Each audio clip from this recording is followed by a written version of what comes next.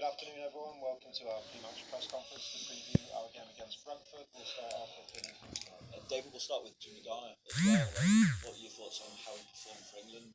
He came away with, obviously, with the player of the match in his debut as well.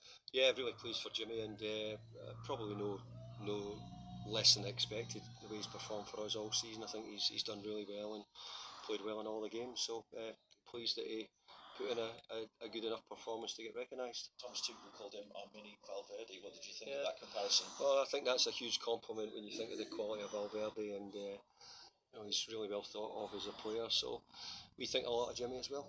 For yourselves, 3 wins in 4. Obviously, it's been a while since your last game, though, as well. How useful has it been? What have you been able to do in that break? I don't think MD will enjoy sort of 3 weeks off. Well, maybe there'll be some clubs who played a lot of games would do, but I think when you've had a good result, you want to keep it going when you can. Obviously, the international breaks take care of themselves, but I think the way it's worked out seems a strange period for us, really, with having no Premier League fixtures after the international games. In some ways, though, has it been useful just in thinking of managing the workload of Jared Branthwaite, for instance? I know obviously he came on against Chelsea, but also Iliman and Dye, how's he?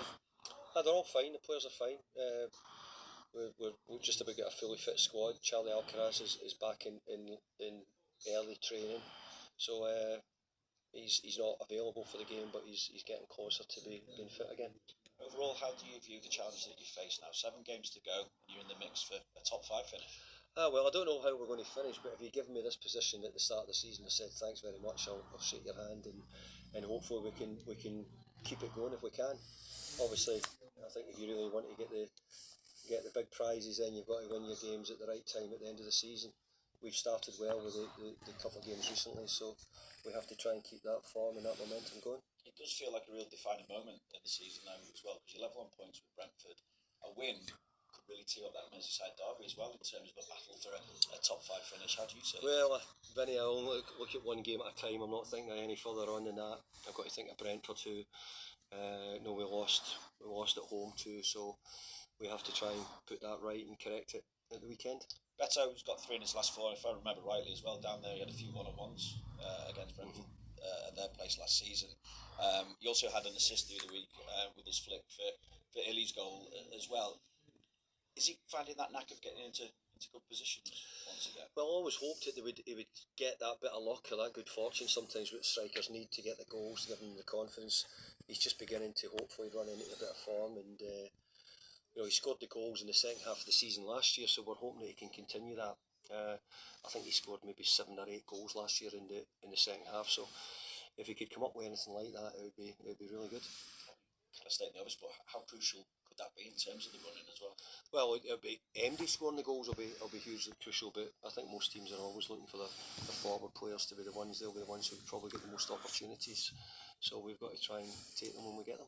One final thing for myself, obviously we spoke about it ahead of the first game as well against Brentford, but Keith is doing a good job down there, following on from someone you know very well. Keith Andrews is doing a really good job from Thomas Frank. I think that most people would have said following Thomas will be really difficult. Keith's stepped into his shoes and doing a good job, and it's good that we're seeing a young manager having good success. And let's be fair, Brentford's a club which has given a lot of managers opportunities to do that and get started, and well done to Brentford Football Club as well for doing that. Thanks, David. Good luck. Thank you. Thanks, Vinny. We'll go to Stuart, Premier League. Hi, Stuart. Obviously, you've got very recent experience of managing sort of great European nights down at West Ham. What would it mean to bring those, in whatever competition, whichever competition, to the new stadium?